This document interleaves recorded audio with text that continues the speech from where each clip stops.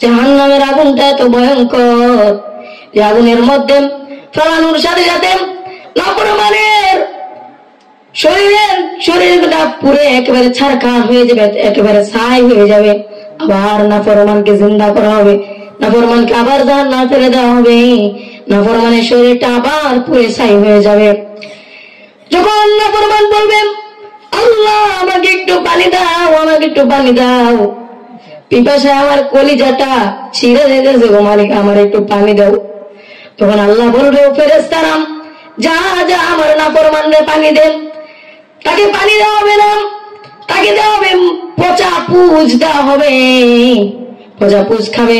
নাফরমানকে যখন এটা দেওয়া হবে, দেওয়ার সাথে নাফরমান থাবা দিয়ে নিয়ে যাবে, থাবা দিয়ে নিয়ে খেয়ে ফেলবে। নাফরমান বলবে আমার ক্ষুধা লেগেছে, আমাকে খানা দাও। তখন তাকে জাক্কুম ফল খাওয়ানো হবে, জাক্কুম ফল খাওয়ার সাথে সাথে নাফরমানের নারী বুড়ি পচায়া গলায়া নাফরমানের পিছনের রাস্তা দিয়ে বের করে দিবেন। এজন্য সম্মানিত মুহতারাম মুআজ্জাজ মুহাজিরিন, আমার বৃদ্ধ বাবাজিরা, আমার যুবক ভাইরা, সবাই আজকে থেকে নিয়ত করেন আল্লাহ পাকের নাফরমানি বাদ দেন। আজকের যুবকেরা তো বুঝে না, এক একজন রাতে ঘুমানোর সময় কানের ভিতরে হেডফোনটা লাগায়, গান ছেড়ে ঘুমায়, সকাল হয়ে যায়, তার গানের আওয়াজ আর বন্ধ হয় না। সকাল উঠে দেখেন ব্যাটারি চার্জ লো হয়ে গেছে, তখন মোবাইলটা বন্ধ করে আবার চার্জে দেয়। আবার যখন রাত হয়ে যায় আবার হেডফোন লাগিয়ে গান শুনে। ও যুবক, তোমাকে আমি বলে যাই, তুমি যে রাতে ঘুমানোর পরে মারা যাও, তাহলে তুমি নিজেই বলো, তুমি নিজেকে প্রশ্ন করো, ও সলিমউদ্দিন, ও কলিমউদ্দিন, তুই যদি আজকে মারা যাস, মারা যাওয়ার পরে তোকে ফেরেশতারা প্রশ্ন করবে, তুই কি উত্তর দিবি? তোকে তো শুধু গান শুনতে শুনতে মারা গেছস, তুই আবার জান্নাতের আশা করস কেমনে? ভাইরা আমার, একটু মুরাকাবা করেন, খবরটা কেমন ভয়ঙ্কর হবে। একটু যদি মুরাকাবা করেন তাহলে আপনার জীবনের মোড়টা সাথে সাথে ঘুরে যাবে। যদি একটু ভাবেন আমি এখন মরে গেলাম, আমার সন্তানাদি সবাই কান্নাকাটি করেন, ভাই বেরাদার, আব্বা আম্মা সবাই কান্দে, আমার সন্তানটা মারা গেল। আমার সন্তান দৌড়ায় কাফনের কাপড় কেনার জন্য, কেউ দৌড়ায় বাঁশ কাটার জন্য। বাঁশ কেটে আনার পর একজন লোক নেমে যাবে কবরের ভিতরে, কবরটাকে খোদাই করবে, খোদাই করে উপরের যেই বাঁশগুলো এটা দিতে থাকবেন, সবকিছু রেডি করতে থাকবে। একটু ভাববেন আল্লাহ আজকে যদি আমি মারা যাই আমার কবরটা কেমন হবে? তখন আপনাকে যখন আপনি ভাববেন আমার ছেলেরা দৌড়াইতেছে, কেউ বাঁশ কাটার জন্য, কেউ কাফনের কাপড় আনার জন্য, আপনার সন্তান বলবে না আমার আদরের আব্বাজান দুনিয়ার জমিন থেকে চলে যায়, আমার আব্বাজান একদিন পরে মাটি দেই, আব্বাজানের আজকে আমি ঘরের ভিতরে রাখি। আপনি আজকে এই দুনিয়ার সম্পদ দিয়ে কি করবেন? যখন কিয়ামতের মাঠ কায়েম হয়ে যাবে তখন সবাই বলতে থাকবে হায় হায় হায় আমার সম্পদ কোথায় গেল, আমার সম্পদ কাজে আসলো না, আমার কোনো জিনিস কাজে আসলো না। দুনিয়ার জমিনে এত পরিশ্রম করলাম, এত কাজ করলাম, এত বিশাল অট্টালিকা করলাম, আমার সন্তানরা ভোগ বিলাস করতেছে, কিন্তু আমি তো দুনিয়াতে আমিও তো ভোগ বিলাস করেছিলাম, কত গুনাহ করেছি, এজন্য এখন আমার আজকে ভুগতে হইতেছে, আজকে আমার কবরে এত আযাব। তখন আপনি ভাববেন আমার সন্তানেরা কাফনের কাপড় আনতেছে, আনার পর আমাকে গোসল দিতেছে, বড়ই পাতার পানিটা গরম হচ্ছে, গরম হওয়ার পর আমাকে এখন গোসল দিবেন, সবাই আমাকে নিয়ে যাচ্ছে মশারির তলে, নেওয়ার পর শরীরের উপরে পানি ঢেলে দিল, পানিটা এত গরম এত গরম এত গরম, পানিটা ঢালার সাথে সাথে তখন যখন একজন লোক মারা যায়, মারা যাওয়ার পর তার রূহটা সবকিছু দেখে আর বলে তোমরা কোথায় নিয়ে যাও, তোমরা আমার শরীরে একটু কম পানি ঢালো, একটু ঠান্ডা করে নাও পানিটাকে, আমার শরীরটা জ্বলতেছে, পানিটা একটু ঠান্ডা করে নাও, আমার ভীষণ কষ্ট হচ্ছে। কিন্তু আপনার রূহ কথা বলবে, এটা দুনিয়ার কোনো মানুষ শুনবে না। এজন্য ভাইরা আমার, যখন আপনার রূহ বলতে থাকবে আমাকে একটু আস্তে পানি ঢালাম, পানিটা একটু ঠান্ডা করে নাও, আমার শরীরটা তো পুড়ে যাচ্ছে। মানুষ শুনবে না, মানুষ আরো পানি ঢালবে, ঢেলে আপনাকে সাবান দিয়ে মেজে ঘষে আপনাকে যখন কাফনের কাপড় পরানো হবে, আপনি বলবেন আমার মাথার উপরে কাপড় দিও না, আমার ভীষণ কষ্ট হবে। কিন্তু আপনার কথা শোনার মতো মানুষ নাই। আজকে দুনিয়ার জীবনে ছিলেন, কোন নেক কাজ করতে পারেন নাই, আজকে গেল এত কাঁদেন। আপনি কাঁদতে থাকবেন, যখন আপনাকে কাফনের কাপড়ে প্যাকেট বানায়া কবরের দিকে নিয়ে যাওয়া হবে, মসজিদে খাটিয়াটা নিয়ে আনা হবে। খাটিয়াটা আনার পর খাটিয়ার উপর আপনাকে শোয়ানো হবে। দেখবেন আপনার ভাই বন্ধু বান্ধব সবাই কান্নাকাটি করেছে এতক্ষণ, এখন কেউ আর কাঁদে না। কেউ কাঁদে, আপনার আম্মা জান এখনো কান্নাকাটি করতেছেন। কেউ আপনাকে নিয়ে এখন আর ভাবে না। সবাই আপনাকে নিয়ে মসজিদের সামনে চলে গেল। আপনাকে যখন তারা জানাজার নামাজ হয়ে গেল, একে একে সবাই আপনাকে ধরাধরি করেন। 4জন মানুষ জানাজার চারপাশে, খাটিয়ার চারপাশে ধরে আপনাকে কবরস্থানে নিয়ে গেল। কবরস্থানটা তো ভয়ঙ্কর, এটা জঙ্গলের ভিতরে আপনাকে নিয়ে যাবে। আপনি মনে মনে ভাববেন, ও আব্বাজান, আপনার আব্বাকে ডাক দিয়ে বলবেন, আব্বাজান আমারে কই নিয়ে যান, আমারে বুঝি আর ঘরে রাখবেন না, আমার ঘরে না রাখলে আপনার ঘরের বাইরে রাখেন। তখন বলবে না আমি সেখানে তোমাকে রাখবো না। তখন দেখবেন আস্তে আস্তে আপনার জঙ্গলের ভিতরে নিয়ে যাইতেছে। আপনি এত সুন্দর অট্টালিকা করলেন, আখিরাতের জন্য, পরজীবনের জন্য কিছুই করতে পারলেন না। তখন আপনি ভাববেন, হায় হায় আমার দুনিয়ার সম্পদ এখন কোথায়, আমার সন্তানাদি কেউ তো আমার একদিন করে রাখে না। তখন এটা ভাবতে ভাবতে যখন আপনাকে সবাই কবরের ভিতরে শুয়ে দিবেন, শোয়ানোর পর যখন আপনাকে শোয়ানো দেওয়া হবে, আপনি শুয়ে থাকবেন। যখন আপনাকে মাটি দেওয়া হবে, আপনি দেখবেন মাটির আওয়াজ হয়, মাটির আওয়াজে আর বলে তোমরা কই আমার রাইখা যাও। আমার তো ভীষণ ভয় করে। আমার দাদা যান যখন তিনি মৃত্যুর আগে যখন তিনি একা এক ঘরে থাকতেন, তখন তিনি কাঁদতেন আর বলতেন, ও বাবারা আমার একা ঘরে রাইখো না, আমার ভীষণ ভয় লাগে। যখন তিনি বলতেন আমার ভীষণ ভয় লাগে, এখন তিনি কবরের ভিতরে শুয়ে আছেন। সেই জঙ্গলের ভিতরে এখন কেমনে থাকেন, দুনিয়ার জমিনে এত ভয় লাগে। রাতে লাইটটা নিভানোর পর যদি একটু কবরের কথা ভাবেন, কবরটা এত ভয়ঙ্কর। কবরের ভিতরে একদিন আপনার চলে যেতে হবে, আমাকেও চলে যেতে হবে। যা আসার সিরিয়াল আছে, যাওয়ার কোন সিরিয়াল না। যখন আপনাকে অন্ধকার কবরটার ভিতরে শোয়া দেওয়া হবে, ওই বাজারের ভিতরে, তখন আপনি ভাববেন, হায় হায় আমার এটা কোথায় রেখে গেলাম, এখানে তো কেউ নাই। মানুষ দিনের বেলা আসতে ভয় পায়, তোমরা আমার আদরের সন্তান, আমার এখানে কেন রাখলা, আমার তো ভীষণ ভয় করে।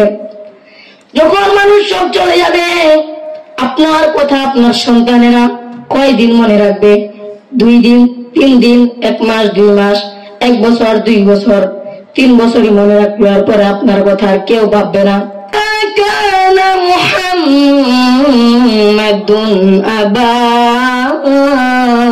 আহাদিন মির রিজালিকুম ولكن رسول الله وخاتم النبيين وكان الله بكل شيء عليما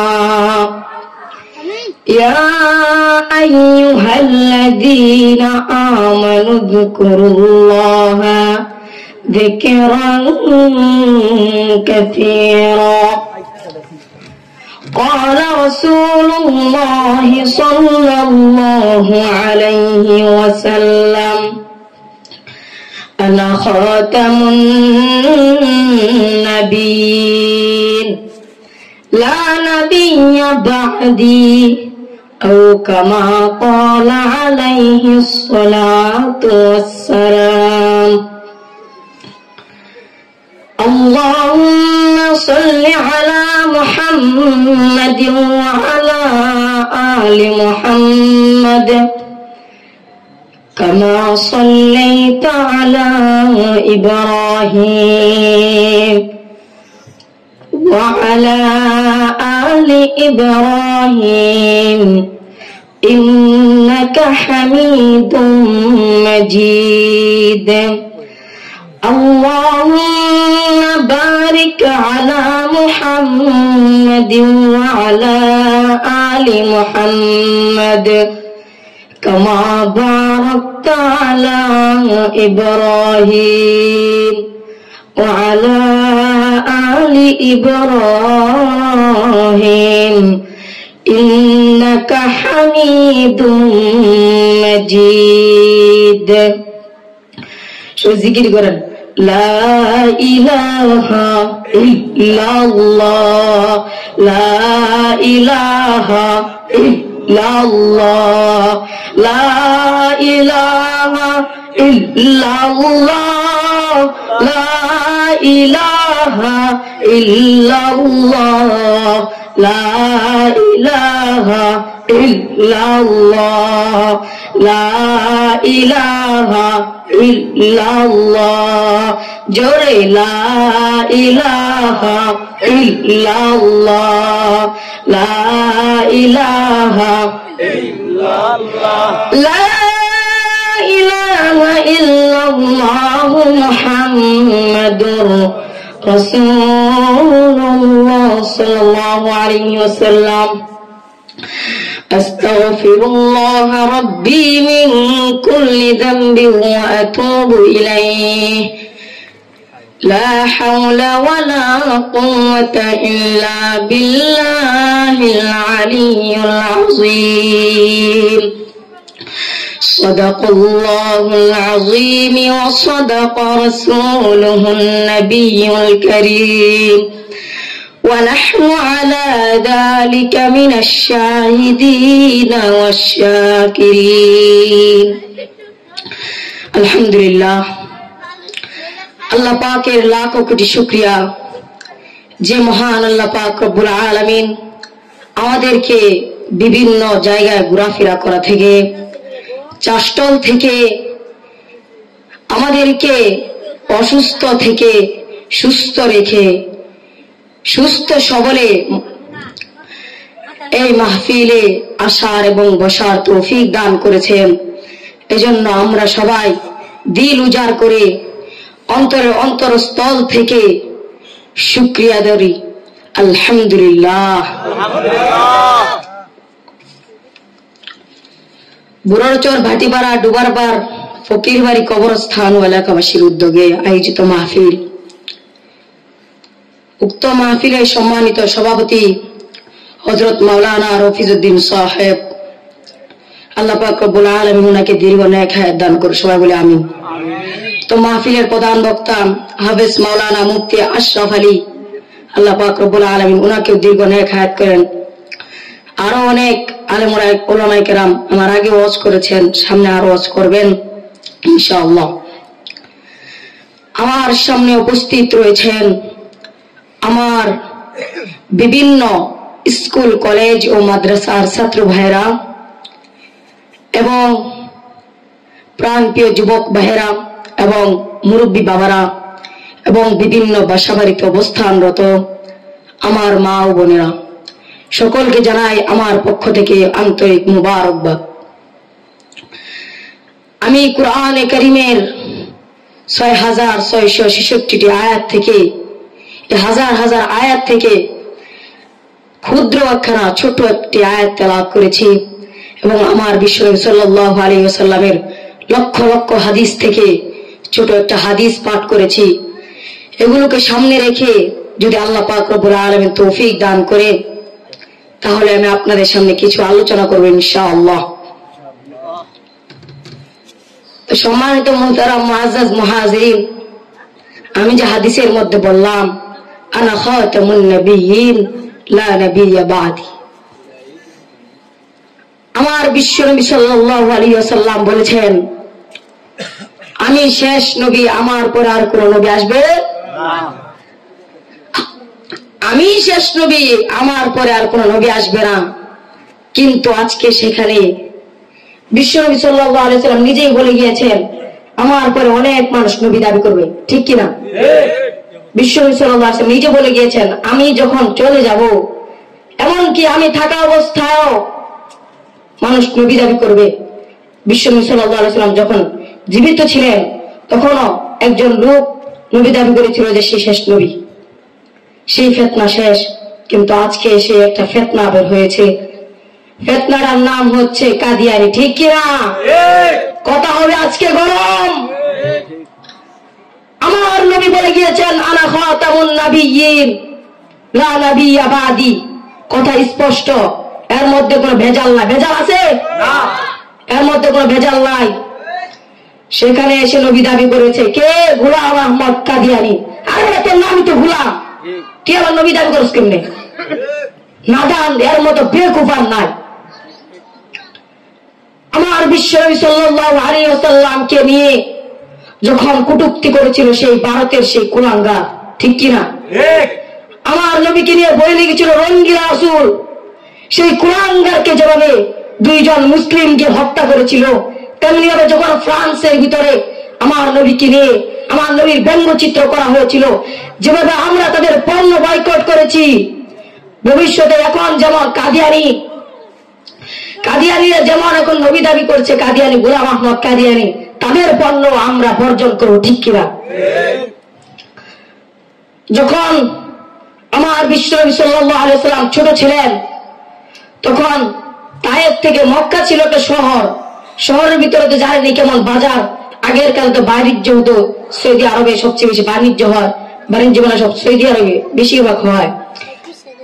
যখন তায়েফ থেকে কিছু মহিলা আসতো সৌদি আরবে, তারা আর কি বাচ্চা নেওয়ার জন্য, এখন তো আর এমন নাই।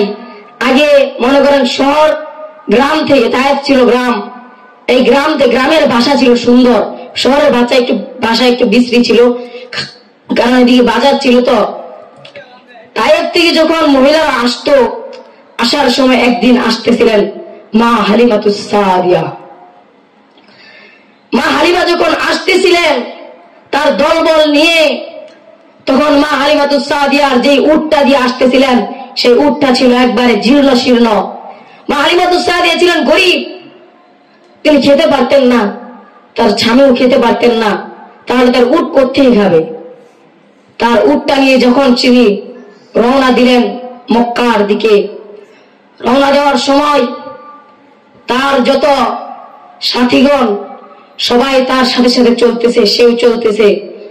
হঠাৎ করে দেখে মা হালিমাতুস সাদিয়া তাদের সাথে নেই। সবাই চমকে উঠে থমকে দাঁড়ালো, মা হালিমা কোথায় গেল? হালিমা এতক্ষণ আমাদের সাথে ছিল, এখন হালিমা কোথায়? তখন সবাই পিছনে তাকিয়ে দেখে পিছনেও নাই, ডানেও নেই, বামেও নেই, সামনেও নেই। তখন তারা কতক্ষণ অপেক্ষা করলো, অপেক্ষা করার দেখে মা হালিমাতুস সাদিয়া আর তাদের সাথে আসে না। তখন তারা মক্কায় আসলো, এসে মক্কার যত ধনী ধনী বাচ্চা ছিল সবাইকে তারা নিয়ে যখন চলে যাবে, ধরেন ময়মনসিংহ থেকে তারা আসতেছে, এই বুড়োচর আসবে, বুড়োচর আসার সময় যখন তারা এখান থেকে বাচ্চা নিয়ে এই মনে করেন যে মার্কেট গেল, ওইখানে যাওয়ার পর দেখে মা হালিমাতুস সাদিয়া আসতেছে। তখন বললো, হালিমা তোমার এত দেরি হলো কেন? আমরা সেই কখন চলে আসছি, তোমার জন্য অপেক্ষা করলাম, তুমি আসলা না। আমরা এসে ধনী ধনী বাচ্চাদেরকে নিয়ে চলে যাচ্ছি, তুমি এখন আসলে না। এখন তো আর কোনো বাচ্চা নেই, তবে একটা বাচ্চা আছে, সেই বাচ্চাটার নাম হচ্ছে মোহাম্মদ, গরিবের সন্তান, এজন্য আমরা কেউ আনি নাই, তাকে রেখেছি, তুমি যাও দিয়ে গিয়ে দেখো, যদি তোমার ভালো লাগে আনতে পারো, সমস্যা নেই। তখন তার সাথীরা চলে গেল। যে হালিমাতুস সাদিয়া যারা একসাথে রওনা দিয়েছিল, যখন তারা চলে যাচ্ছে তখন মা হালিমাতুস সাদিয়া মার্কেট এখনো বুড়োচর আসতে পারে নাই, এই জায়গায় এখন আসতে পারে নাই। তখন এটা আমি আর কি আপনাদেরকে একটা সিস্টেম দিয়ে বুঝাই, অনেকে আর ভাববেন যে ময়মনসিংহ সত্যি আসতে কেন, সত্যি না। তখন মা হালিমাতুস সাদিয়া আসলেন, আসার পর যখন ঘরে ঢুকলেন, ঘরে ঢুকার অনুমতি চাইলেন, মা আমিনা বললেন আসো, ঘরের ভিতরে আসো। আসার পর বলতেছে, মা আমিনা চিৎকার দিয়ে বলতেছেন, ও হালিমা, কত মহিলা আসলো, কত স্বামী আসলো, কেউ আমার সন্তানটাকে দেখলো না, আমার বাড়ির সামনে একবার আসলো না, এসে বললো না ঘরের ভিতরে কেউ আছো কিনা, কোনো বাচ্চা আছে কিনা, কেউ একটু জিজ্ঞাসা করলো না। তোমার বুঝি মায়া লেগেছে আমার সন্তানের জন্য? আমার সন্তানকে কেউ দেখে নাই, কেউ আসে নাই, আমরা গরিব বলে আজকে কেউ আসে নাই। তোমার বুঝি মায়া লেগেছে আমার সন্তানের জন্য? তখন চিৎকার দিয়ে বলতেছেন, হ্যাঁ হ্যাঁ তোমার সন্তানের জন্য আমার মায়া লেগেছে, দেখি তোমার সন্তানটাকে একটু দেখি। তখন মা আমিনা বলতেছে, দেখো আমার সন্তানটাকে মন ভরে দেখো। তখন বলতেছেন, তোমার সন্তানটা তো ঢাকা। বিশ্বনবী সাল্লাল্লাহু আলাইহি ওয়াসাল্লাম মুখটা এইভাবে ঢাকা ছিল, রুমাল দিয়ে ঢাকা ছিল। যখন মা আমিনা রুমালটাকে টান দিয়ে সরিয়ে দিলেন, সরিয়ে দেওয়ার সাথে সাথে মা হালিমাতুস সাদিয়া চমকে উঠে থমকে দাঁড়ালেন। এই কোন আকাশের আলো, এই কোন চাঁদের আলো, এত সুন্দর ছেলে তো আমি আগে দেখি নাই। মা হালিমাতুস সাদিয়া চিৎকার দিয়ে বলতেছেন, আল্লাহর কসম আমি আর জীবনে কত সন্তানকে পেলেছি, কত সন্তানকে নিয়ে গিয়েছি, এত সুন্দর সন্তান আমি আমার জীবনে আর দেখি নাই। সুবহানাল্লাহ। আমার বিশ্বনবী সাল্লাল্লাহু আলাইহি ওয়াসাল্লামের চেহারাটা এত সুন্দর ছিল, বিশ্বনবী সাল্লাল্লাহু আলাইহি ওয়াসাল্লামের কপালটা ছিল প্রশস্ত। বিশ্বনবী সাল্লাল্লাহু আলাইহি ওয়াসাল্লাম চোখের পাপড়িগুলো ছিল গোলাপের কালারের মতো। বিশ্বনবী সাল্লাল্লাহু আলাইহি ওয়াসাল্লামের চোখের মনি একেবারে কালো ছিল, চোখের মনের নিচে লাল লাল কালার একটা রেখা ছিল। বিশ্বনবী সাল্লাল্লাহু আলাইহি ওয়াসাল্লামের সামনের দাঁতগুলোর মাঝখানে হালকা একটু ফাঁকা ছিল। আমার বিশ্বনবী সাল্লাল্লাহু আলাইহি ওয়াসাল্লাম যখন হাসি দিতেন তখন যেন মনে হতো সামনের দুইটা দাঁতের ফাঁকার মাঝখান দিয়া নূরের আলো চমকাইতেছে। আমার বিশ্বনবী সাল্লাল্লাহু আলাইহি ওয়াসাল্লামকে সুন্দর দেখাবে না তো কাকে সুন্দর দেখাবে? সে তো আমাদের নবী, সবার নবী, সরকার দো আলম, নবী মুজাসসাম, নবী মুহাম্মদুর রাসূলুল্লাহ। আমার বিশ্বনবী সাল্লাল্লাহু আলাইহি ওয়াসাল্লামকে দেখার পর মা হালিমা চমকে উঠে থমকে দাঁড়ালেন। এ কেমন শিশু, যদি আজকে তার মা আমাকে 1 টাকাও না দিতে পারে, তারপর আমি এই সন্তানকে না নিয়ে আমি আজকে তায়েফে যাব না। মা হালিমা নিয়ত করলেন, আমি আজকে এই সন্তানকে না নিয়ে আমি আজকে তায়েফে যাব। এত সুন্দর সন্তান আমি আগে কখনো দেখি নাই। তখন বলতেছে যে তোমার সন্তানের নাম কি? বলে মুহাম্মদ। বলে আমার সন্তানের নিবানি? আমি তোমার সন্তানকে নিমু, আজকে তোমার তুমি যদি 1 টাকাও না দিতে পারো তাহলে আমার কোন দ্বিধাবোধ নাই, আমি আজকে তোমার সন্তানকে না নিয়ে আমি আজকে তায়েফে যাব না। তখন তার স্বামীকে বলতেছেন, ও স্বামী, তাহলে আজকে চলো আমরা আজকে মোহাম্মদকে নিয়ে তায়েফে চলে যাই। তখন তার স্বামী বলতেছেন, তুমি যেহেতু বলেছ তাহলে চলো আমরা মুহাম্মদকে নিয়ে তায়েফে চলে যাই। মা হালিমাতুস সাদিয়া চিৎকার দিয়ে বলেন, বিশ্বনবী সাল্লাল্লাহু আলাইহি ওয়াসাল্লামকে কোলে নেওয়ার পর মা হালিমাতুস সাদিয়া খেতে পারে না, কয়েকদিন ধরে খানা খায় না। মা হালিমাতুস সাদিয়া বলেন, আমি যখন মুহাম্মদকে কোলে নিলাম, কোলে নেওয়ার সাথে সাথে আমার স্তনগুলো একেবারে একটু দুধ ছিল না। আল্লাহর কসম, আমার ছেলের নাম আব্দুল্লাহ, যখন তায়েফ থেকে আসতেছিল তখন আমার ছেলে বারবার চুষণ দিয়েছিল, একটু দুধও ছিল না। যখন আমি বিশ্বনবী সাল্লাল্লাহু আলাইহি ওয়াসাল্লামকে কোলে নিলাম, কোলে নেওয়ার সাথে সাথে আমার দুধের স্তনগুলো ভরে গেল। বলেন সুবহানাল্লাহ। তখন তারা উটের পিঠের উপরে উঠল, উটের পিঠের উপর যখন যাচ্ছে তাদের উটটা এত স্পিডে দৌড়ায়, উঠতে যাওয়ার সময় এই যে তার দলবল যখন আসতেছিল তাদের থেকে দেখা হয়েছিল সেই মার্কেটে। সে আসার পর সন্তান নিয়ে যাচ্ছে, যাওয়ার সময় তাদের সাথে দেখা হয়। তাদের উটটা এত স্পিডে যাচ্ছিল যে তাদেরকে তারা পিছনে ফেলে সামনে চলে গেছে। তারা চমকে থমকে, হাই হাই, হালিমা তো স্পিডে যায় কেমনি? হালিমা তো আসার সময় আমরা তাকে পিছনে বাড়া চলে যেতে, তেমন সময় তাদের সাথে দেখা হলো, কিন্তু এখন কেমন হালিমা আমাদের আগে আগে চলে যাচ্ছে। তখন তারা জিজ্ঞেস করলো, ও ও হালিমা, তুমি কি মক্কায় গিয়ে তোমার উটকে পাল্টাইছো নাকি, নতুন উট কিনো আনছো কিনা? তখন হালিমা বলতেছে, আমি তো নিজেই খেতে পারি না, আমি আবার উট কিনবো কোত্থেকে? তখন বলে, তাহলে তুমি তো আমাদের আগে চলে যাও, কিভাবে? তোমার উট তো চলতে পারে না। তখন বলতেছে, আমি জানি না আমার উট কেন এত দৌড়ে যায়, কেন এত দৌড়ে যায়, কেন স্পিডে যায়। তখন বলে, কে জানে? তখন বলে, আমার স্বামীও জানে না, আমার সন্তান আব্দুল্লাহ জানে না, এই খবর জানে আমার কুলের সন্তান মুহাম্মদ।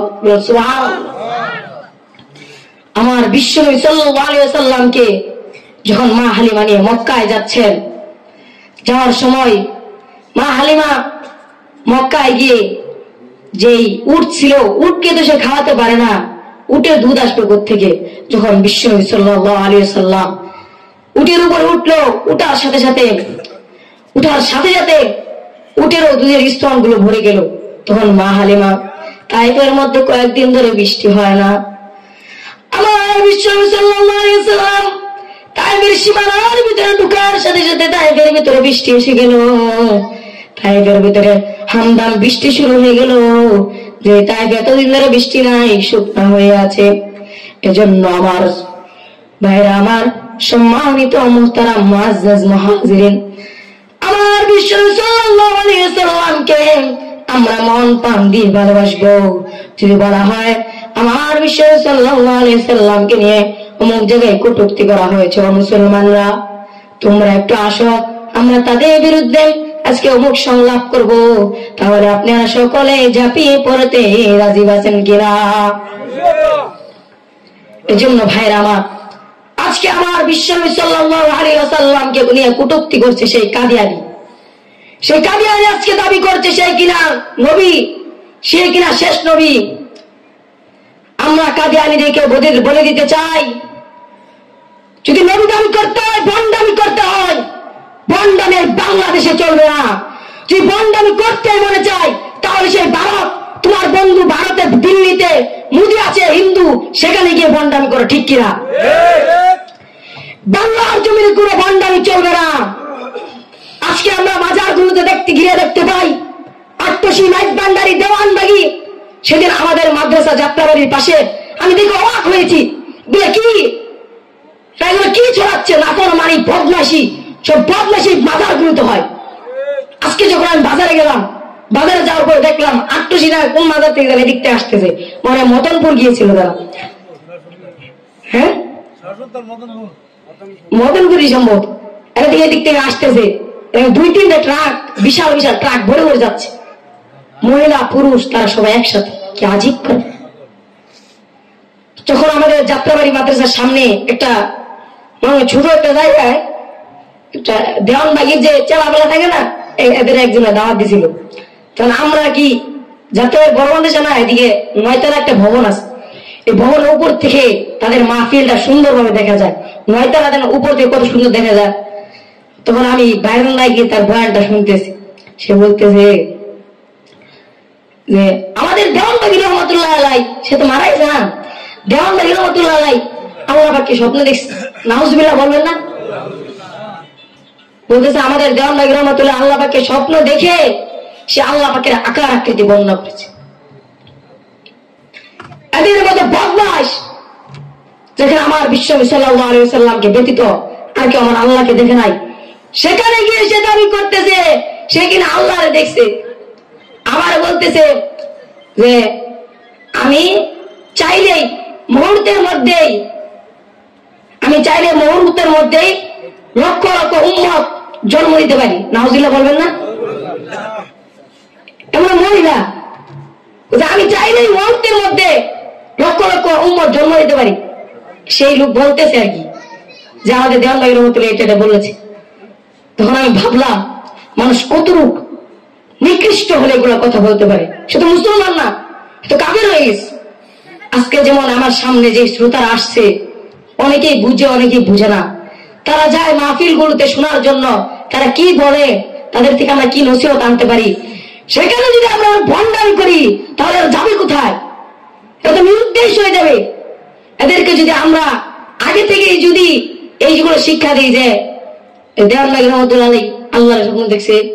আমার বলতেছিলাম কিয়ামতের দিন, আমরা তো জানি যে কিয়ামতের ময়দান এত কঠিন হবে, সেদিন মাথার অর্ধ হাত উপরে সূর্য থাকবে, সেদিনটা এত ভয়ঙ্কর হবে।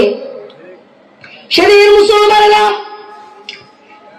সূর্যের তাপ সহ্য না করতে পেরে দৌড়ে যাবেন মুসা আলাইহিস সালামের কাছে, গিয়ে বলবেন, হে নবী, আপনি আমাদেরকে বাঁচান। আপনি আল্লাহ পাককে বলেন না যেন সূর্যটা আমাদের মাথার উপর থেকে সরিয়ে দেয়। তারা বলবেন, হে নবী, আপনি আমার কাছে সুপারিশ করেন না যে আল্লাহ পাক যেন তাড়াতাড়ি বিচার করে ফেলেন, চাই জান্নাত দিক চাই জাহান্নাম দিক চলে যাই, এই আযাব আর সহ্য হয় না, এই কষ্ট আর সহ্য হয় না।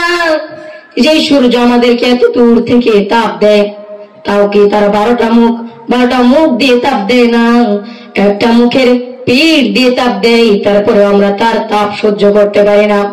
সৌদি আরবে কিছুদিন আগে তাপের কারণে একটা গাছের মধ্যে আগুন লেগে গেছে, এত তাপ সহ্য করতে পারে না, শুধু সে তার 12টা মুখ থেকে একটা মুখের পিঠ দিয়ে তাপ দেয়, সেটা সহ্য করতে পারে না। কাল কিয়ামতের মাঠে মাথার অর্ধ হাত উপরে সূর্য চলে আসবে, সেদিন সে 12টা মুখ দিয়ে তাপ দিবে, নাফরমানের মগজগুলো টকবক টকবক করে ফুটতে থাকবে। সেদিন আল্লাহ পাকের আরশ ছাড়া আর কোন স্থান থাকবে না। হুমিলাতিল আরদু ওয়াল জিবালু ফাদুক্কাতা দাক্কাতাও ওয়াহিদা। সিংহায় ফুৎকার দেওয়ার পর সমস্ত পৃথিবী আর পাহাড় পর্বতমালা ভেঙে চুরে চুরমার হয়ে যাবে, চূর্ণ বিচূর্ণ হয়ে যাবে, কিছুই থাকবে না, সবকিছু তোলার মতো উঠতে থাকবে। বিশাল বিশাল পাহাড় ভেঙে চুরমার হয়ে যাবে, ছোট ছোট তোলার মতো হয়ে উঠতে থাকবে। দ্বিতীয়বার যখন সিংহায় ফুৎকার দেওয়া হবে, সমস্ত মুসলমান কবরগুলো ফেটে ফেটে বের হবে। যারা কবরের মধ্যে ইট দিয়ে বেড়ায় তাদের উঠতে কষ্ট হবে, যাদের কবরটা উপর দিয়ে এভাবে দেওয়া তাদের উঠার সময় একটু কষ্ট হবে। এজন্য আমরা চেষ্টা করবো উপর দিয়ে যাতে করে ইটের বেড়া না দেওয়া হয়। যখন কিয়ামতের মাঠ কায়েম হয়ে যাবে, আল্লাহ পাক এত রাগান্বিত থাকবেন, জাহান্নামের ময়দানে সবাই উলঙ্গ থাকবে, তারপরেও কেউ কারো দিকে তাকানোর সাহস পাবে না। আপনার জন্য একদিন ভাববেন না আমার আব্বাজান সেই কোন দিন চলে গেছে, আমার আব্বাজানের জন্য একদিন মসজিদে 10টা টাকা দান করি, এটাও আপনার সন্তানের মনে চাইবে না। তাহলে আপনি দুনিয়ার জন্য কি করে গেলেন যে আপনার সন্তান আপনার কথা ভাবে না। এজন্য ভাইরা আমার, সম্মানিত মুহতারাম মুআজ্জাজ মুহাজিরিন, আমি আপনাদের পায়ে ধরে বলি, দুনিয়ার জন্য কিছু কতই তো কিছু করলেন। এমন মানুষ আছেন, এমন বাদশা ছিল যাদের হাতের ইশারায় হাজারো প্রজাদের গর্দান উড়ায় দিত। এমন বাদশা ছিল যাদের ইশারায় লক্ষ লক্ষ মানুষকে একসাথে গর্দান উড়ায় দিত।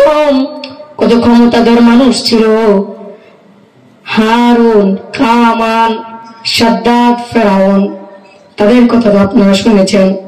তারা কত ধনাঢ্য ছিল। সাদ্দাত যখন তিনি গর্ভে আসেন, তখন তার মা কোথাও যাচ্ছিলেন নৌকা দিয়ে, ঝড় এসে তার মার নৌকাটা ভেঙে দিল। ভেঙে দেওয়ার সাথে সাথে তার মা একটা কাঠের টুকরার উপরে বসেছিল। এমন সময় তার সন্তান ভূমিষ্ঠ হবে, এজন্য তিনি কাঁদতেছিলেন। যখন তার সন্তানটা ভূমিষ্ঠ হয়ে গেল, তখন আল্লাহ পাক আজরাইল আলাইহিস সালামকে বললেন, ও আজরাইল, যা যা সাদ্দাদের মারজানটাকে কবজ করে নিয়ে আয়, সাদ্দাদের মারজানটাকে কবজ করে নিয়ে আয়। তখন আজরাইলের এত খারাপ লাগছে, ও আল্লাহ, এত বিশাল নদী, এই নদীর ভিতরে যদি সাদ্দাদের জানটাকে আমি কবজ করে ফেলি, তাহলে সাদ্দাত কি করবে? তার মা যদি মারা যায়। তখন আল্লাহ বললেন, ও আজরাইল, তুই যা, আমি যেটা বলছি সেটা কর। তখন আজরাইল সাদ্দাদের মার জানটাকে কবজ করে ফেললাম। কবজ করার সাথে সাথে তখন সাদ্দাত যে